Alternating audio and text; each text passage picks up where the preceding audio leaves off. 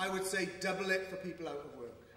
Because in PCS we deal with people who are unemployed and who are disabled and the pensioners. And we can see the reality of how harsh the welfare state is.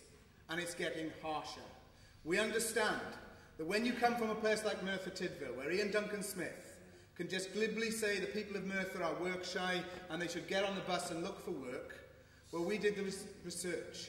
1,700 people unemployed in Merthyr, 39 jobs advertised in the job centre. It is not people's fault that they are out of work. There are no jobs for those people to have. And that's why we've also got to stand with pensioners and the unemployed to say that we do care about the welfare state and we don't want those people who are some of the most vulnerable to pay the price that the government wants them to pay.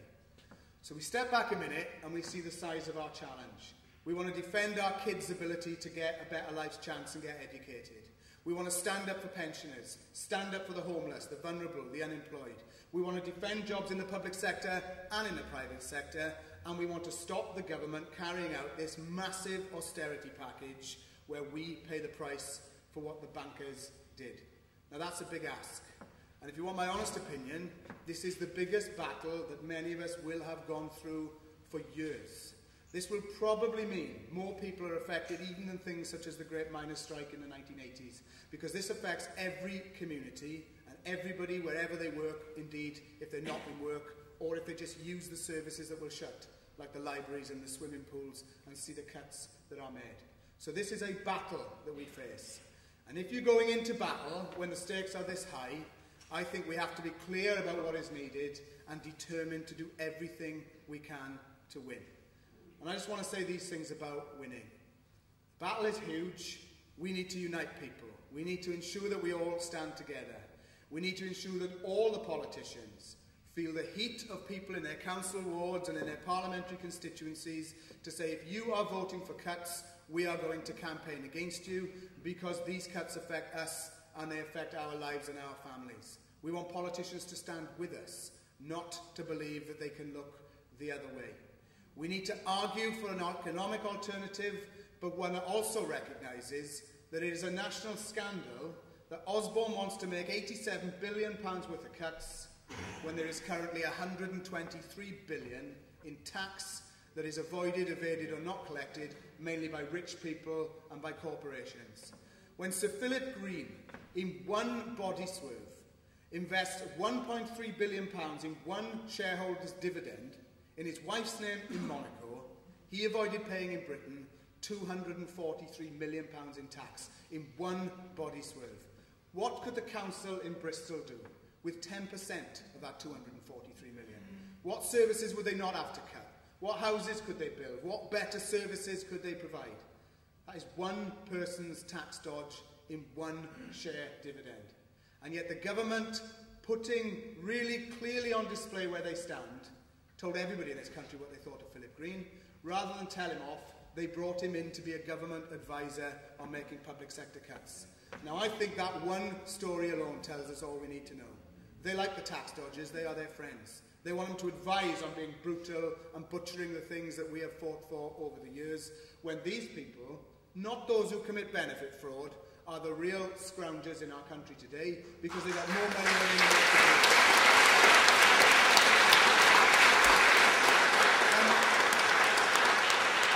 And you explain to me the logic when we're desperate for this money, we're desperate. The crisis in our economy is not because we're spending too much, it's because we're not getting enough in tax revenue. How it makes sense when there is billions in tax that's not collected, and yet we get rid of 25,000 staff from the tax offices, meaning that there are less staff to collect the tax in. Do you know each PCS member who is a tax collector brings in, individually, on average £650,000 a year after we paid their wages and national insurance, and yet we cut their jobs? What type of economic sense does it make when we're cutting those jobs? What sense does it make when we have record levels of youth unemployment and we have unemployment that is going to reach 3 million, that we have just announced a further 5,000 cuts in job centres in the last 4 days? It makes no sense whatsoever, but it tells us where the government's priorities are. So if we are clear that we need no cuts at all, that there is an alternative, that we need to fight the government, the final part of this jigsaw is how are we going to do it? Well, I just wanted to put my cards on the table and be clear that the thing that is required more than anything else to increase the pressure on the government is large-scale strikes. Now, I say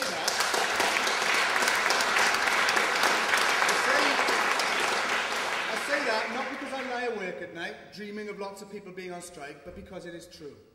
Because they will ride out the demonstration in Hyde Park. They will try and ignore the demonstrations you have in Bristol. They'll try to look the other way and say, well, it's 4 years to the general election, and maybe when the election comes around, people will forget what they've done. But they cannot ride out serious disruption and hundreds of thousands or millions of workers coming together and downing tools. It is the reality of the situation as far as I can see it. And therefore the question we have to ask ourselves is it possible to get strikes on a large scale to defend ourselves and to force the government to think again? Well, let me say loud and clear, it is absolutely possible. And this is the reason why I say that. The government currently has announced that every public sector worker, and there's millions of us, are all going to have to pay more, work longer and get less for their pension. Daylight robbery. None of it is going into your pension funds. All the money they raise is going direct to the Treasury in order to cut the deficit. In other words, this is a tax on those people who work in the public sector. It's nothing to do with pensions. Now, we've got a choice there, haven't we?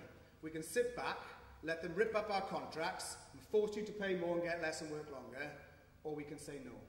It is a lawful trade dispute. Even though we have the harshest anti-union laws in the Western world, we can legally have a dispute to defend our pensions. Now, just think what would happen if Unison, PCS, the GMB, Unite, and all the other public sector unions said, we're going to ballot at the same time, and we're all going to take strike action on the same day unless you withdraw these proposals from the table.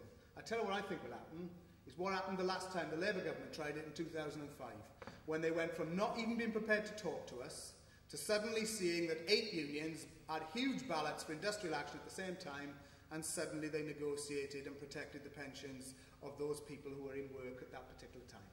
If it can work then, it can work now. And that doesn't mean that our view is that the cuts are only about public sector pensions. What it means is that we've got to take every opportunity to fight where the battle comes and try to inspire people to say we should also be fighting on jobs and on services, and where members are prepared to, on the pay freeze, because the pay freeze that many of you here currently have isn't a pay freeze, it's a cut in your living standards of 5% a year. Add in your 3% pension contributions, and you are nearly 10% worse off. Not better off, worse off. So my final point is, if it is obvious to us that industrial action is going to change this campaign incredibly, it's going to unite all of us to say that a real battle is taking place, the question we've got to ask ourselves is it going to happen? I'll finish with this story. Last week, I addressed a strike meeting in Tower Hamlets in London, joint strike between Unison and the NUT. 1,500 people marched through East London, the most brilliant strike, uniting home helps and care workers with teachers and classroom assistants. Now, if Unison and the NUT can unite in Tower Hamlets, there is no reason why that can't be done with PCS and others in every town and every city throughout the UK.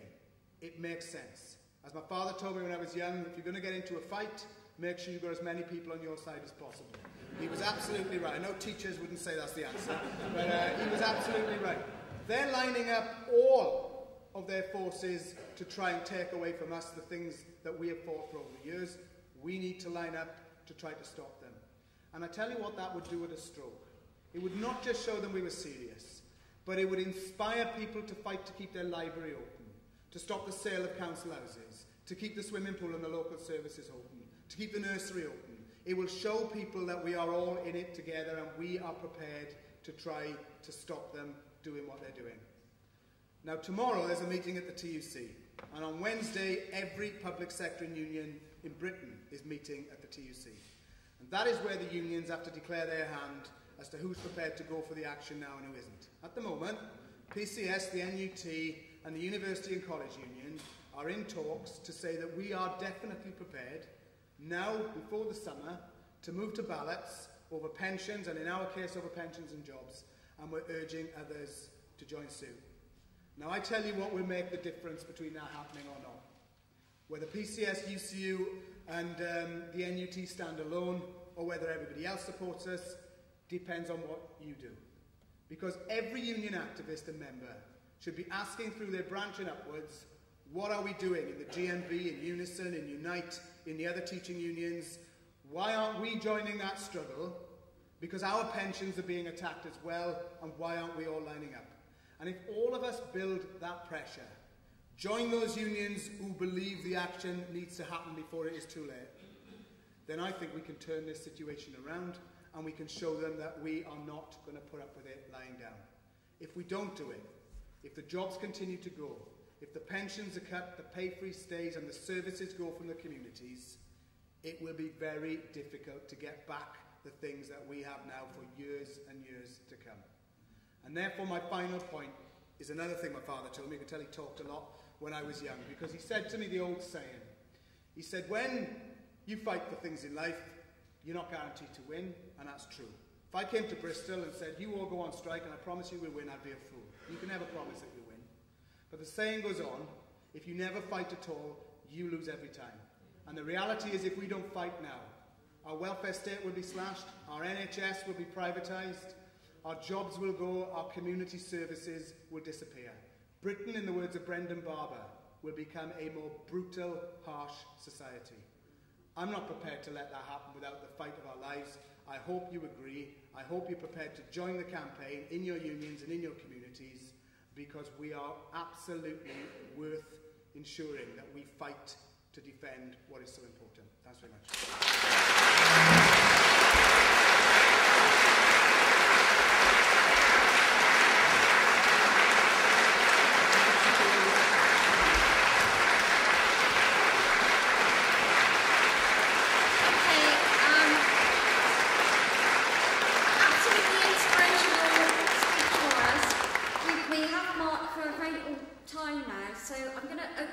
For about 10 minutes. There's a microphone here that you're going to need to come up to, okay? And just for contributions, can you make them really quick so we can get as many people in as possible, please? Okay, Hugh.